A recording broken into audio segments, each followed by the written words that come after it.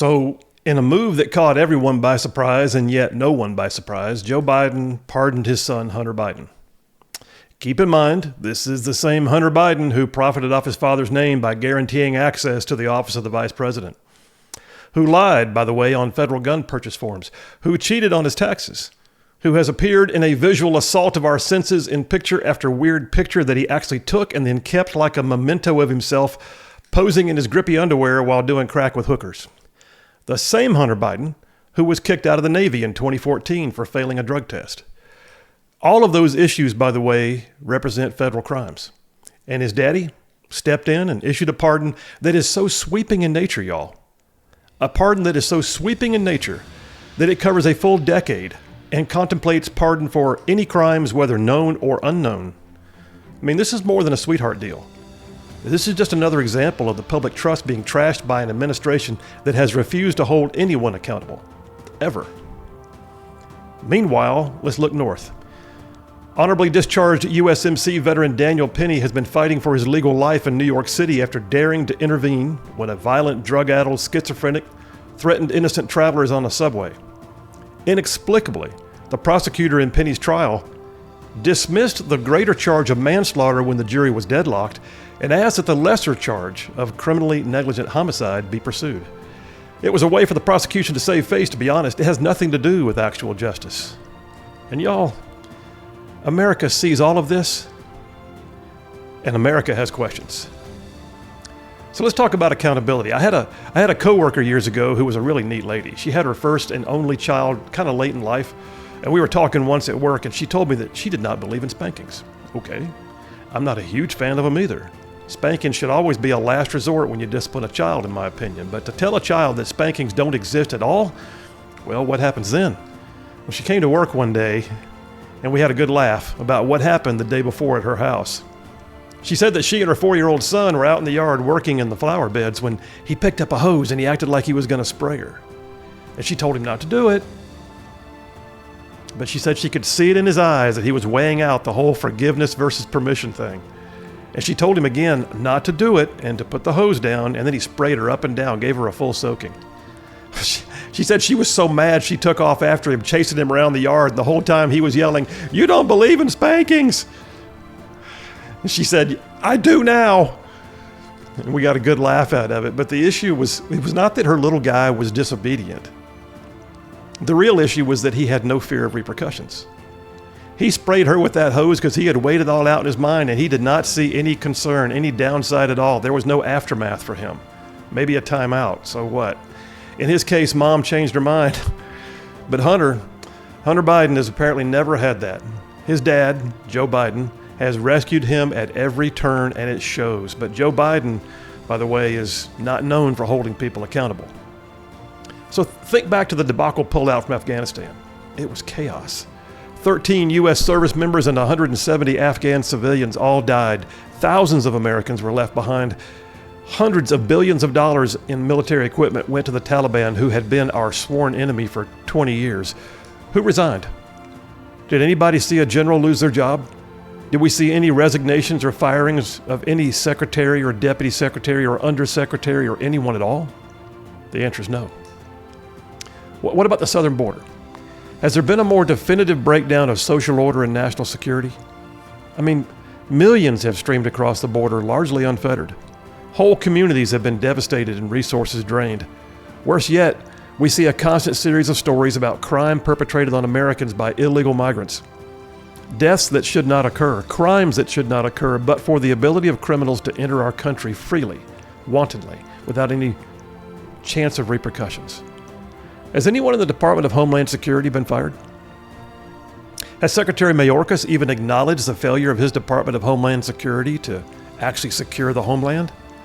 And again, the answer is no. One more. How about the economy?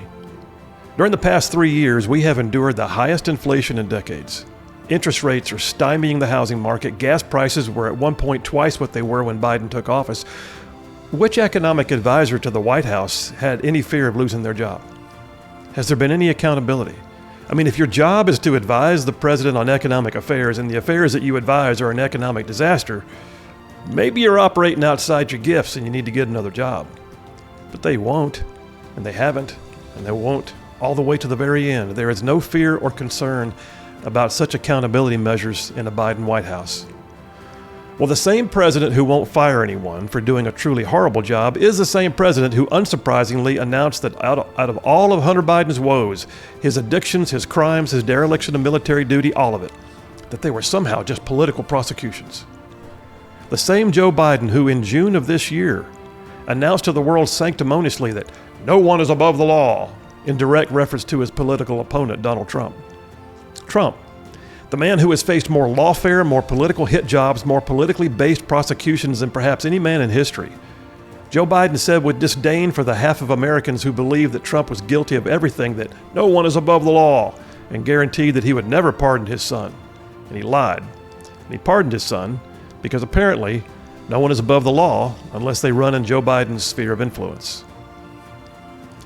Now, it's long been known, by the way, that presidents do have pardon power. They do. I do not take a moment to try and tell you that presidents in the past have not pardoned people, sometimes even family members. But let's talk about the ones that did. You see, a president can commute a sentence and set people free, and a president can absolve a record and issue a pardon that makes it seem as if the person on paper never committed a crime. I mean, after the Civil War, Abraham Lincoln, he pardoned his own sister-in-law. She had supported the Confederacy because her husband was a Confederate general. He chose to forgive her of that, and he issued a presidential pardon. Bill Clinton, he pardoned his own brother. Of course, that came 15 years after his brother had served his full sentence for drug charge, 15 years after he had actually served his time. Donald Trump, he actually pardoned his son-in-law's father, Jared Kushner's father, for tax evasion. And he pardoned him 10 years after he had completed his 2-year prison term. A little different. Hunter Biden's pardon is not the same, not at all. Hunter Biden's pardon is so sweeping that it considers not only things that he has done and pled guilty to and not served any time for. Daddy stepped in to make sure that anything that could be known or unknown in an entire decade of time is now pardoned. We should keep in mind that Hunter Biden's pardon, by the way, may be one of the most sweeping presidential pardons ever seen, even in light of the presidential pardon that was the most notorious, and that was when Ford pardoned Nixon. When President Nixon resigned from office in disgrace due to the Watergate scandal, President Gerald Ford issued a full and complete pardon of Nixon to avoid sending a U.S. president to jail. The Nixon pardon was for a period of several years in his presidency. Hunter Biden, he's been pardoned for a full decade for crimes of which he had already pled guilty, like I said before, and crimes which we don't even know about and may never know about now. Let that sink in. The drug addict, tax-evading Navy reject got a better pardon than former President Richard Nixon. But again, let's go back to the Good Samaritan issue, because America sees things happening and they watch the disparity. As Hunter gets a pass from Daddy, Daniel Penny has had to fight for his legal life for over a year. Daniel Penny found himself in the position of standing trial, of losing everything for trying to do anything. Daniel Penny would have been better off just doing nothing. But he chose to do something, and we may never know for sure, but I bet the outcome of what would have happened that day on the train in New York would have been much worse if Daniel Penny had just sat there quietly and minded his own business. Well, just so you know, Daniel Penny, former Marine, he was on his way to school that day. He was working to complete a degree in architecture, and he boarded the train only to have a crazy man named Jordan Neely come on the train and immediately begin shouting that someone's going to die, and also yelling that he didn't care if he went to jail. Neely was known to the local authorities. He was a diagnosed schizophrenic and a drug abuser, and toxicology reports after the incident that day showed that his system was filled with a synthetic hallucinogenic called K2. His criminal record included over 40 arrests. 40! Court records show that as an adult, Jordan Neely, he had regularly lashed out at strangers on the subway and on the city streets, and from January of 2020 to August of 2021, he was arrested for public lewdness after pulling down his pants and exposing himself to female strangers, misdemeanor assault for hitting a woman in the face, criminal contempt for violating a restraining order. And all three of those cases, by the way, were dismissed. Why? They were dismissed as part of a plea deal for another assault that occurred in November of 2021. You see, in that November 2021 assault, Neely socked a 67-year-old woman in the face as she exited the subway in Lower Manhattan. The woman sustained a broken nose, a fractured orbital bone, and bruising and swelling and substantial pain to the back of her head. And according to the criminal complaint about this, Neely was given a plea deal, which included, you guessed it, wiping his record clean of past criminal behaviors in return for his promise of good behavior and entering into a drug treatment program. Well, it took him 13 days to break the terms of that plea deal and be back out on the street. He never should have been on the street, but he was. And in the spring of 2023, Jordan Neely, whose record had been wiped clean, Jordan Neely went into a drug-induced rage on the subway and began threatening to do harm to innocent bystanders, harm which his record proves he was capable of committing. But Daniel Penny was there. He stepped in, he grabbed Neely, he held him on the ground in a headlock, with the help of other bystanders, by the way, until police arrived. Neely was still alive when the police got on the scene. But the liberal DA's office, the same liberal DA's office that had made the sweetheart deal with Jordan Neely, they decided that Neely was dead because of Daniel Penny's actions. Medical testimony for the defense throws that into doubt. The jury deadlocked on the question of manslaughter, which should have been it. That's the whole trial, right? Deadlocked. Hung jury, case dismissed. Especially since the trial judge had already told the jury that they could not consider the lesser charge of criminally negligent homicide unless they first rendered a verdict on manslaughter. But when the jury deadlocked, the liberal prosecutor, from the same office that had excused Jordan Neely, quickly dismissed the manslaughter charge, asked the judge then to please send it back for the jury to deliberate count number 2. Now, we have good news because just yesterday we got the word that the jury came back after going back into deliberations. After previously being deadlocked on manslaughter, they went back on criminally negligent homicide, which is a lesser count, and they decided, you know what? No. And he was acquitted. Deep sigh of relief. But the fact is, Daniel Penny should have never had to stand trial. He was a good Samaritan who was making sure that other people weren't harmed. He was someone who had served his country honorably in the U.S. Marine Corps. He was someone who was striving to make a better life for himself by getting a degree in architecture. He was just riding the subway, just there. And yet something happened and he chose to get involved. And I'll be honest with you, I don't want to live in a world where people are too scared to help other people. Now, the broader point here is Hunter Biden, he was pardoned for actual crimes of which he had already pleaded guilty or been convicted. Jordan Neely, he had his record wiped out. Hunter Biden, again, his pardon was so extensive that it affords him a magic get-out-of-jail-free card for any crime he may have committed over the course of a full decade. And that Jordan Neely, again, like I said, he can assault innocent pedestrians, terrorize subway passengers for years, and get offered a full measure of absolution and no jail time if he'll just be a good guy and for a while try to stay off the drugs.